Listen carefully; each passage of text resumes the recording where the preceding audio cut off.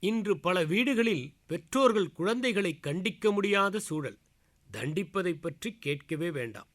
மேலை நாடுகளைப் போல குழந்தைகளை கண்டிக்காமல் வளர்க்க வேண்டுமென்று பல புத்தகங்களை படித்து பெற்றோர்கள் பின்பற்றி வருகிறார்கள். நம் பெற்றோர்கள் சமயத்தில் கண்டிப்பது கோழி குஞ்சு வழிதவறும்போது அதன் தாய் கடிந்து கொள்வதைப் போன்ற கரிசனம் உடையது. கடுமையான பயிற்சிகள், இடைவிடாத ஒழுக்க நெறிப்பாடு இளம் வயதில் ஒருவனை பண்படுத்தி அவன் வாழ்நாளெல்லாம் அவற்றின்படி ஒழுகுவதற்கு உறுதுணையாக இருக்கிறது என்பதை முதலில் குழந்தைகளுக்கு சொல்லித்தர வேண்டும். பெற்றோர்கள் கூறுவது நல்லது என்று ஆசிரியர்களும், ஆசிரியர்கள் கண்டிப்பது அவசியம் என்று பெற்றோர்களும் வலியுறுத்தினால்தான் அவற்றை தங்கள் மீது எரியப்படும் கணைகளாக கருதாமல் இதயத்தில் தூவப்படும் விதைகளாக அவர்கள் கருதுவார்கள். அமெரிக்காவில் தெற்கு புளோரிடாவில் நடந்த ஒரு சம்பவம். கடுமையான கோடை. ஒரு சிறுவன் தன் வீட்டிற்கு பின்புறம் இருக்கின்ற பழைய நீச்சல் குளத்தில் நீந்த முடிவு செய்தான். தன் காலணிகள், சட்டை ஆகியவற்றை வீட்டிலேயே விட்டுவிட்டு ஓடும் அளவுக்கு அவனுக்கு பரவசம். அவன் தண்ணீரில் குதிக்கும் போது அந்த குளத்தின் நடுவில் அலிகேட்டர் என அழைக்கப்படும் சிறு முதலை ஒன்று கரையை நோக்கி வருவதை கவனிக்கவில்லை. ஜன்னல் வழியாக பார்த்த அவன் தாய் அந்த பிராணியையும் அவனை நெருங்குவதை பார்த்தாள். அச்சத்தில் அந்த குளத்தை நோக்கி ஓடினாள்.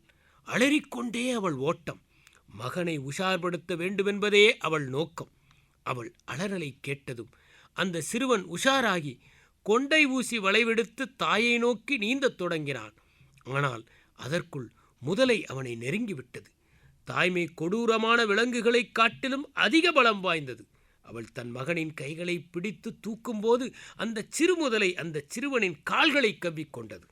தாய்க்கும் முதலைக்கும் இடையே கயிறு இழுக்கும் போராட்டம். சிறுமுதலை தாயை விட சக்தி வாய்ந்தது. ஆனால் தாயோ அதிக ஈடுபாட்டுடன் செயல்பட்டாள். அவள் தொடர்ந்து கதறிய அபய குரலில் அருகே வாகனம் ஒன்றை ஓட்டிச் சென்ற விவசாயி வண்டியை நிறுத்தி குளத்தின் அருகே வந்து தன் துப்பாக்கியால் அந்த முதலையை சுட்டு வீழ்த்தினார்.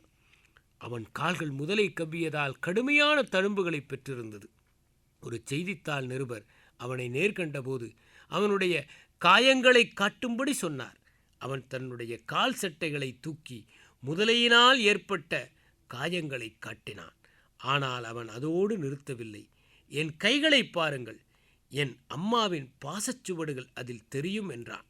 ஏனென்றால் அவன் கால்கள் முதலையை கவ்விய போது அவன் தாய் அவனை விடுவிக்க ஆக்ரோஷமாக பிடித்து இழுத்த நகக்குறிகள் அவன் கைகளில் இருந்தன.